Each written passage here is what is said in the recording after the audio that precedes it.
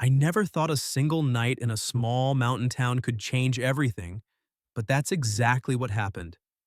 It was late afternoon in Silver Pines, Colorado, when the first heavy snow of the season started falling. The streets were already blanketed in white, the old stone sidewalks slippery under my boots. I had just left a long meeting at the Old Pines Inn with the owner about the renovation project I'd been hired for. My coat was zipped up tight against the cold, my breath fogging the air as I walked back toward the hotel. My phone had died halfway through the meeting. GPS gone, no map, no directions. I'd passed this square a few times already, but tonight everything looked different under the fresh snow and the dim yellow glow of the street lamps. I was standing in the middle of the small town square, squinting at a snow-covered signpost, when I nearly collided with her. She stepped out from behind a parked car, arms full of grocery bags, wearing a cream-colored wool coat and a burgundy scarf wrapped high around her neck. Her hair was pulled into a neat bun, a few silver strands catching the light. She looked tired, but there was something alive in her eyes, maybe the way she tilted her head back to watch the snowflakes drift down. I stumbled back. Sorry, I wasn't looking where I was going. She raised an eyebrow, shifting the bags in her arms. As long as you didn't crush my bread, we're good. Her voice was calm, a little dry, with the faint edge of someone used to being in control. I laughed despite myself. Deal, I'll watch my step. We both paused by the wooden bench nearby, snow piling on its arms. Neither of us moved right away. The square was quiet except for the soft hush of falling snow. You staying at the Old Pines? I asked, nodding toward the direction I'd been walking. She glanced at me, surprised. Room 305. Long-term rental. I'm working on a book. You? Dylan Price, I said, offering a small wave. I'm here for the renovation project. Architecture consultant from New York. Julia Harrington. She shifted her bags again. Marketing consultant turned, whatever this is, trying to figure out life after a divorce. We started walking together without really deciding to. The sidewalk was treacherous, ice hidden under fresh powder. I took one of her bags without asking. She didn't protest. You don't sound like you belong here, she said after a moment. Neither do you. She gave a small laugh. Fair. I came here to disappear for a while. Thought a quiet mountain town would help me write. Turns out quiet is louder than I expected. I nodded. Same. I thought a small job would be a break from city chaos. Instead, I'm freezing my ass off and can't find my hotel. We reached the Old Pines just as the power flickered and died. The entire block went dark. Only the faint glow from the wood-burning fireplace in the lobby cafe next door remained. The front desk clerk was lighting candles. Generator's on its last legs, he said apologetically.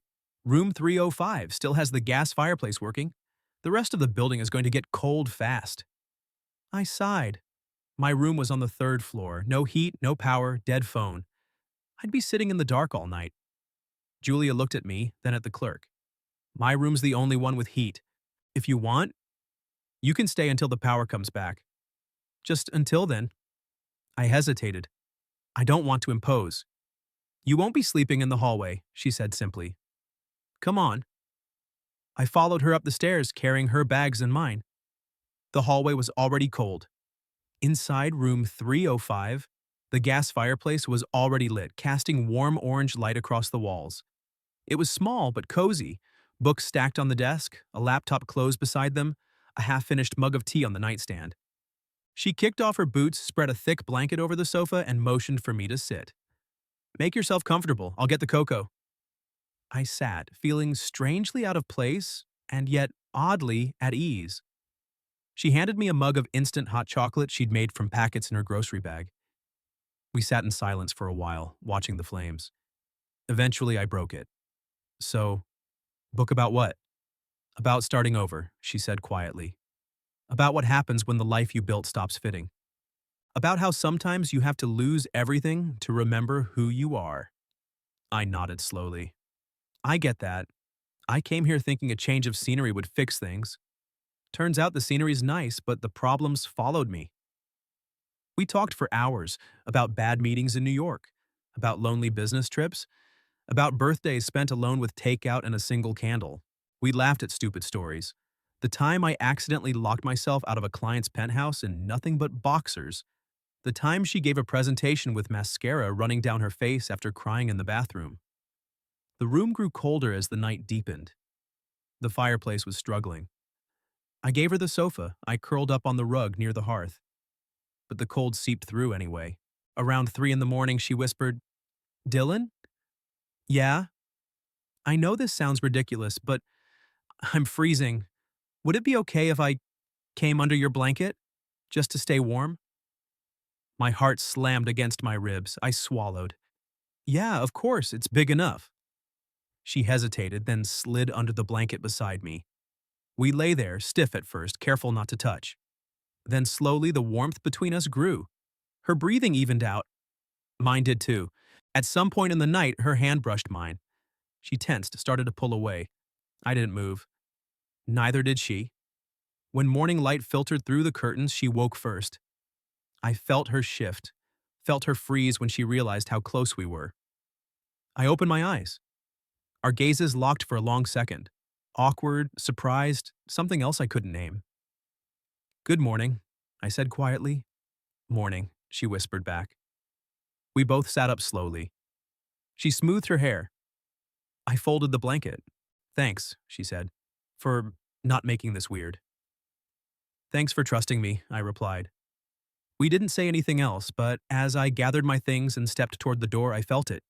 The first crack in the wall between us. And I wondered, not for the last time, what would happen if we let it break completely. The morning light in Silver Pines came slow and pale, filtering through the heavy curtains like it wasn't sure it wanted to show up. I woke up first this time. No, wait. Julia was already sitting up on the edge of the sofa, her back to me, staring at the window where frost had painted delicate patterns on the glass. The gas fireplace was still flickering weakly, but the room had lost most of its warmth overnight. The blanket we'd shared was tangled between us, proof that last night had actually happened.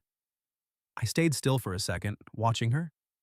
Her shoulders were tense, her hair slightly mussed from sleep. She hadn't noticed I was awake yet. I cleared my throat softly. "Morning," I said, my voice rough from the cold air and too little sleep. She turned, startled, then offered a small, careful smile. "Morning, power's back. Lights came on about 20 minutes ago." I sat up slowly, rubbing my neck. The rug had left its imprint on my cheek. "Good. I was starting to think we'd be stuck like this forever." She laughed, a short, nervous sound, and stood up, smoothing her sweater. "You should head back to your room before anyone sees." The words hung there, heavier than they should have been. I nodded, gathering my coat and boots. Neither of us spoke while I laced them up. The silence wasn't uncomfortable exactly, but it was different from last night. Last night we'd talked until our voices cracked. This morning we were suddenly aware of the door, the hallway, the world outside. I stood at the threshold. "Thanks again. For the warmth. And the cocoa." She crossed her arms, leaning against the wall. "You're welcome, and thanks for not making it weird." I gave her a half smile. "Same."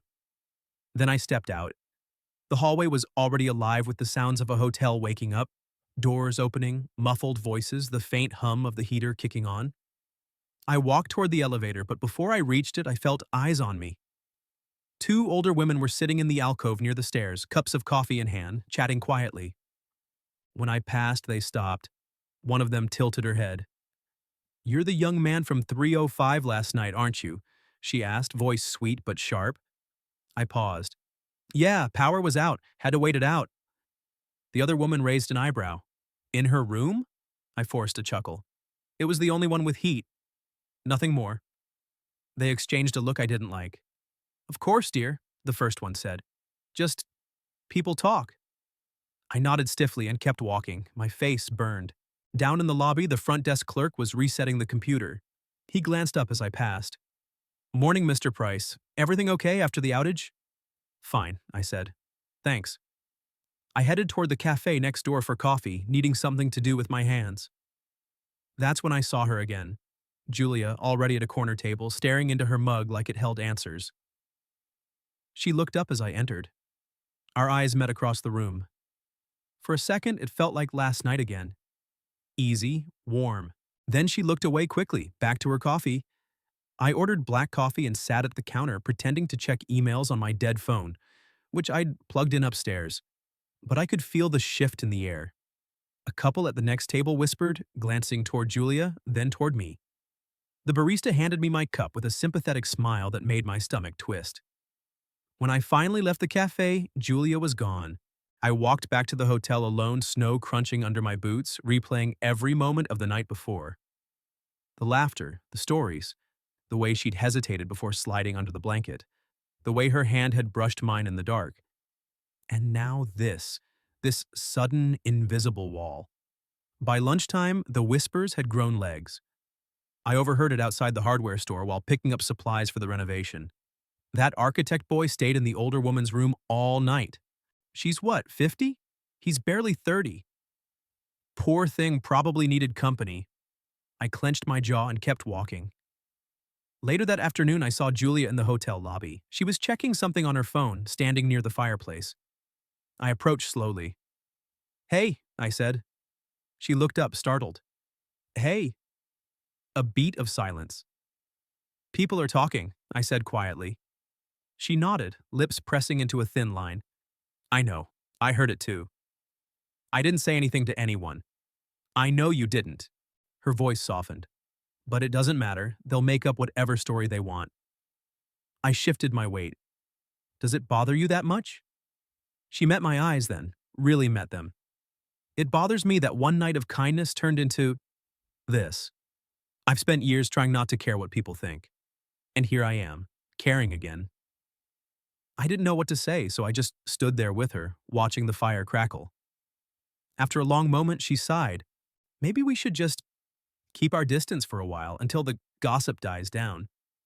The words stung more than I expected. "Yeah," I said. "Probably smart." She gave a small, sad smile. "Thanks for understanding." I nodded and walked away. But as I headed up the stairs to my room, I realized something. I didn't want to keep my distance. Not really. And from the way she'd looked at me before turning away, I wasn't sure she did either.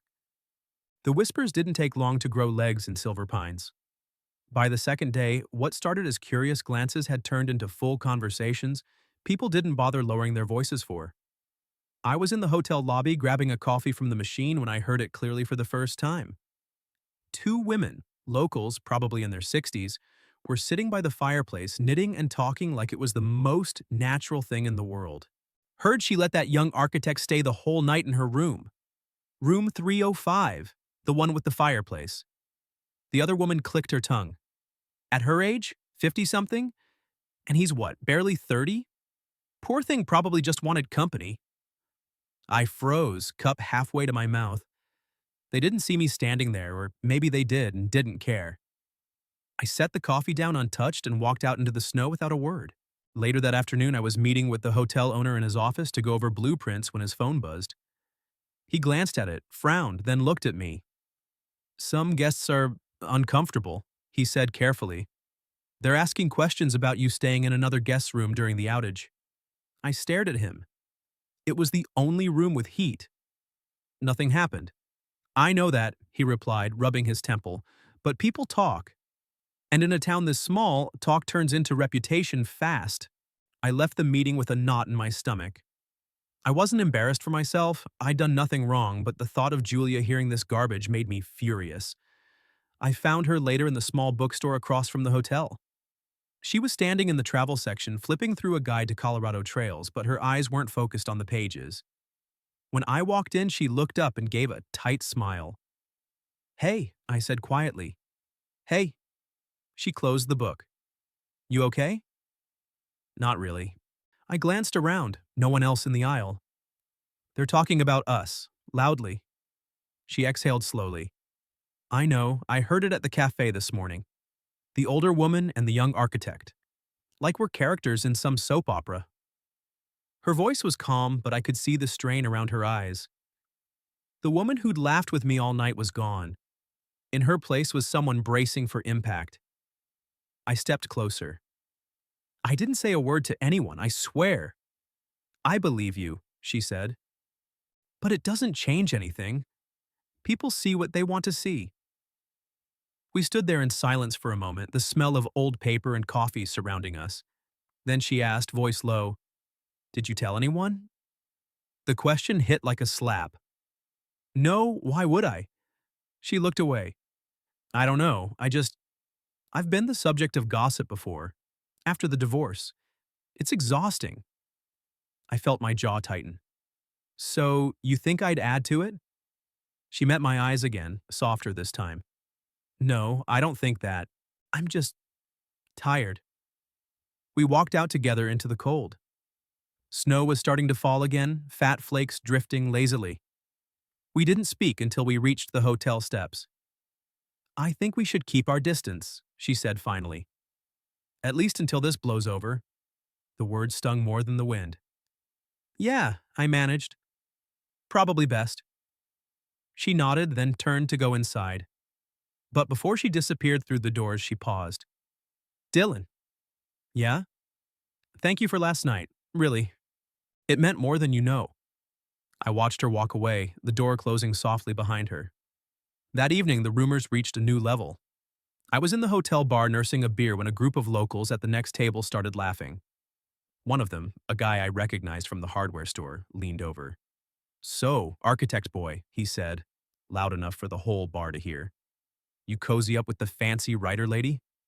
Heard you two got real friendly during the blackout. The bar went quiet. Heads turned. I set my glass down slowly. It was cold. Her room had the only working fireplace. That's it. He smirked. Sure. Fireplace, right. I stood up. You got something to say it to my face. Otherwise, mind your own business. He raised his hands in mock surrender. Easy, kid. Just repeating what I heard. I left without another word, face burning, heart pounding. Outside, the snow was coming down harder. I walked aimlessly for a while, letting the cold numb everything. When I finally circled back to the hotel, I saw Julia standing under the awning, arms wrapped around herself, staring at the falling snow. She looked up when she heard my footsteps. You okay? She asked. No, I admitted. They're saying things, in the bar, right in front of me. Her face tightened. I'm sorry. It's not your fault. It feels like it is. She looked down at her boots. I should have never offered. I put you in this position. I stepped closer. You didn't put me anywhere. I chose to stay. And I'd do it again. She looked up, eyes searching mine. For a second, the wall between us cracked, just a little. But then she shook her head. We can't keep doing this. Talking like nothing happened. People are watching. I nodded slowly. I know. She gave me a small, sad smile. Good night, Dylan. Good night, Julia. I watched her disappear into the lobby. The snow kept falling, covering everything in white like it could erase the day. But it couldn't erase the ache in my chest, or the realization that keeping our distance wasn't going to be as easy as we thought. 3 days after that awkward goodbye in the lobby, everything collapsed. I woke up to an email from the hotel owner. Due to guest concerns regarding recent events, we're pausing the renovation contract indefinitely. We'll settle the outstanding invoice, but please remove your tools from the premises by end of day. No apology, no explanation beyond guest concerns. I stared at the screen until the words blurred, then threw my phone onto the bed. I went downstairs anyway, packed my drafting tools and blueprints from the small office they'd given me. A few staff members avoided eye contact. One housekeeper whispered to another as I passed, "That's him." I kept my head down and walked out into the snow. The town felt smaller than ever. Everywhere I went, heads turned. At the hardware store, the clerk rang me up without a word. At the diner, the waitress set my coffee down and walked away before I could say thank you. I sat alone at the counter, staring into the black liquid, feeling like a stranger in a place I'd barely started to know. I didn't see Julia that morning. Part of me hoped she hadn't heard yet. The other part knew she had. Around noon, I spotted her through the cafe window. She was sitting alone at the same corner table, laptop open but untouched. Her face was pale, eyes red-rimmed. I hesitated outside in the cold, breath fogging the glass, then pushed the door open. She looked up when the bell rang. For a second, her expression softened. Then it hardened again. Dylan, she said quietly. You shouldn't be here. I just got the email, I said, sliding into the seat across from her without asking. Contracts canceled. Guest concerns. She closed her laptop slowly. I got one too. From my publisher. They're pausing the book deal, concerned about my public image in Silver Pines. Her voice cracked on the last words. She looked away, blinking hard. I'm sorry, I whispered. Don't be. She laughed bitterly. This is what happens when people talk. One night. One stupid, innocent night. And now everything I've been working toward is gone. I reached across the table, almost touching her hand, then pulled back. We didn't do anything wrong. I know that, she said. But they don't. And they never will. They've already decided who we are. Silence stretched between us. The cafe hummed around us, clinking cups, low conversation, but it felt like we were in our own bubble. I'm leaving tomorrow, she said finally. Bus at 6. I can't stay here anymore. The words hit harder than the email. You're just going to run? What else is there? She met my eyes. I came here to start over. Instead, I became the town scandal. Again. I swallowed. And what about us? She looked down at her untouched coffee. There is no us, Dylan. There never really was. It was one night. Kindness, that's all. I felt something crack inside my chest. It was more than that. You know it was. She didn't answer, just stared at the table. I stood up. If you leave like this, you're letting them win. She looked up then, eyes shining. Maybe they already have. I walked out without another word. The cold slapped my face, but I barely felt it. That evening, I sat in my room, staring at my packed bags. The hotel had asked me to check out by morning, another request from management. I didn't fight it. What was the point? Around 9, I went down to the lobby one last time. The fireplace was roaring, but the place felt empty. I was about to head back upstairs when I saw her through the front doors. Julia was outside in the snow, dragging her suitcase toward the bus stop. She was alone, coat pulled tight, head down against the wind. She slipped on the icy steps, went down hard. I heard the thud even through the glass. I didn't think. I ran. By the time I reached her, she was sitting on the bottom step, clutching her ankle, tears freezing on her cheeks. Julia? She looked up, startled, then tried to stand. Don't. I'm fine. You're not fine. I knelt beside her. Let me see. She winced as I gently touched her ankle. Swollen already. Probably sprained. Come on, I said. We're going to the clinic. It's 2 blocks. I can't, she started, but pain cut her off. I didn't wait for permission. I helped her up, took her suitcase, and half-carried her down the street. She leaned on me the whole way, silent except for sharp breaths when she stepped wrong. The small urgent care clinic was open late. The nurse took one look at us and ushered us in. X-ray showed a bad sprain, no break. They wrapped it, gave her crutches and pain meds, and sent us back into the night. Outside, she stopped under a street lamp. Snow swirled around us. Why did you come after me? She asked quietly. Because I saw you fall. I met her eyes.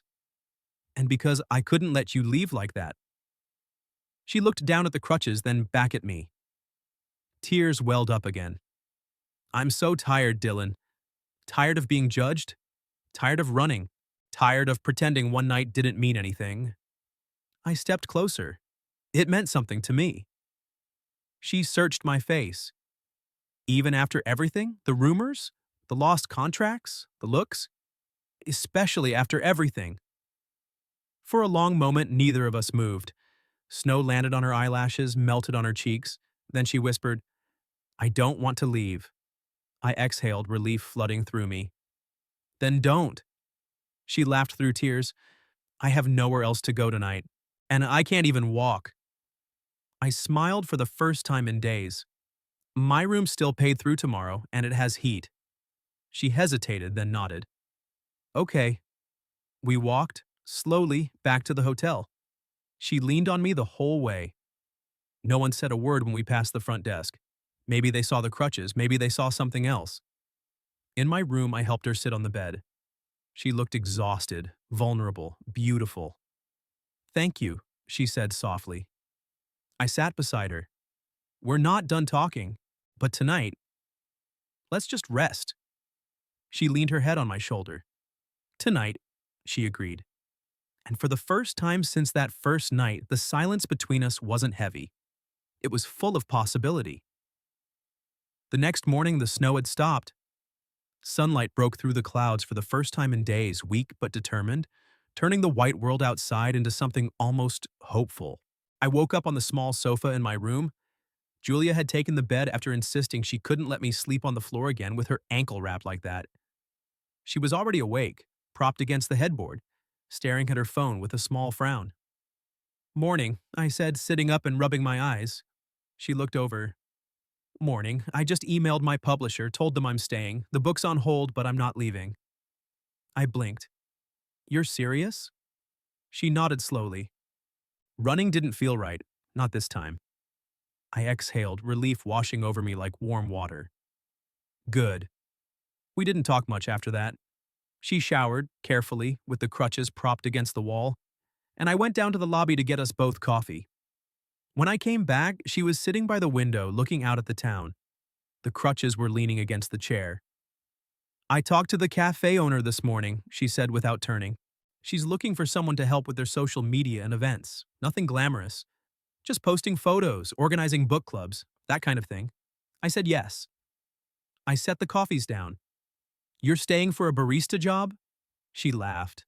A real laugh, soft and surprised at herself. "Not just that. I'm staying because I'm tired of letting other people decide what my life looks like. If I leave now, they win. The rumors win. I win nothing." I sat beside her. "And what about the book?" "I'll finish it. Eventually. On my terms, not theirs." I nodded. There was something different in her voice. Lighter, steadier. Like the weight she'd carried since the first night had shifted. Just a little.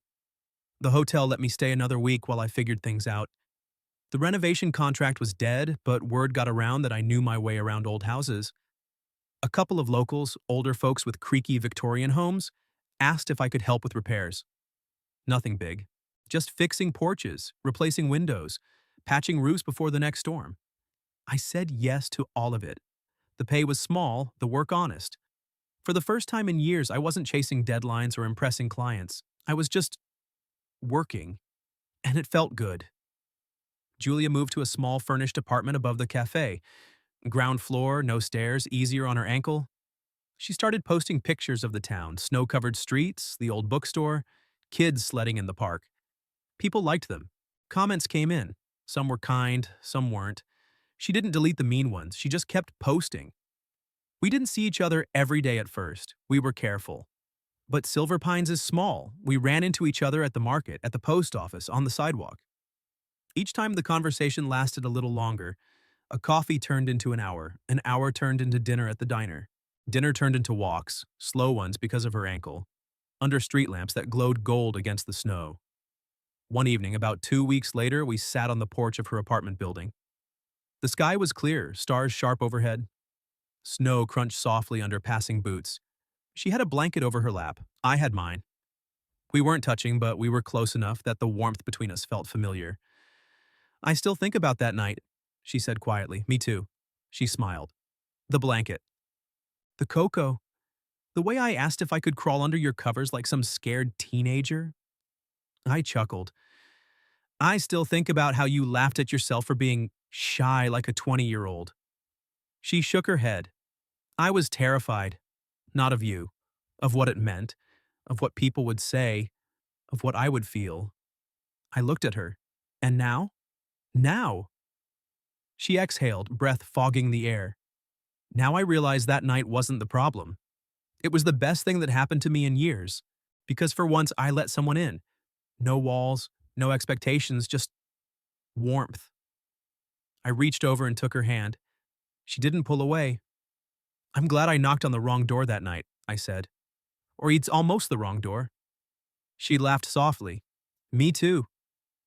We sat like that for a long time, hands linked under the blanket, watching snowflakes drift past the porch light.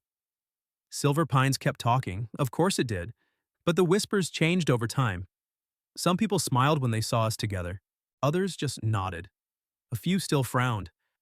but none of it mattered as much anymore. We weren't hiding, we weren't explaining, we were just living.